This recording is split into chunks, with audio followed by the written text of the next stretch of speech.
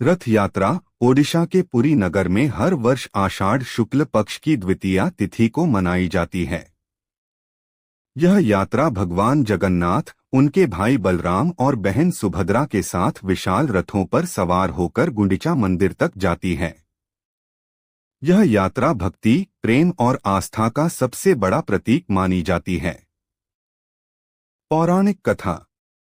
पुराणों के अनुसार जब भगवान श्री कृष्ण ने इस धरती से लीला समाप्त की और वैकुंठ गए तो द्वारका समुद्र में समा गई। वहां से एक दिव्य काष्ठ, लकड़ी का टुकड़ा बहता हुआ पुरी के समुद्र किनारे आ लगा।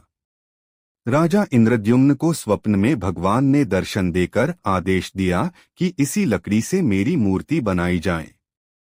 राजा ने एक अजनबी वृद्ध बढ़ी को मूर्ति बनाने के लिए बुलाया। उसने शर्त रखी कि वह मूर्ति बनाने के दौरान 21 दिन तक एकांत में रहेगा, कोई द्वार न खोले। पर जब कई दिन बीत गए और कोई आवाज नहीं आई तो रानी ने दरवाजा खोल दिया। वृद्ध बढ़ी तुरंत गायब हो गया। वह स्वयं भगवान विश्वकर्मा थे। हालांकि मूर्तियां अधूरी थीं, भगवान जगन्नाथ, बलभद्र और सुभद्रा की, लेकिन राजा ने इन्हीं अधूरी मूर्तियों को मंदिर में स्थापित किया। इनकी विशेष आंखें नहीं होती, हाथ और पैर पूर्ण नहीं होते, लेकिन इनमें अपार भक्ति और चेतना समाई होती है। रथ यात्रा का महत्व।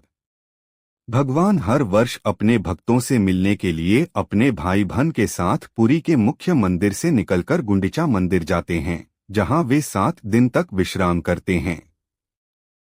यह गुंडिचा मंदिर भगवान की मौसी का घर माना जाता है। 9वें दिन बहुड़ा यात्रा, वापसी यात्रा होती है। 3 रथ बनाए जाते हैं। भगवान जगन्नाथ का रथ नंदी घोष चक्रध्वज, बलभद्र का रथ तालध्वज, सुभद्रा का रथ दर्पदलन। इन रथों को हजारों भक्त खींचते हैं। यह एक पुण्य कार्य माना जाता है। यात्रा के समय भगवान को विशेष पकवान और भोग अर्पित किए जाते हैं। आध्यात्मिक संदेश। यह रथ यात्रा हमें यह सिखाती है कि भगवान स्वयं अपने भक्तों के बीच आते हैं। वह किसी जाति, वर्ग, रूप या स्थिति को नहीं देखते, सिर्फ भक्ति को महत्व देते हैं।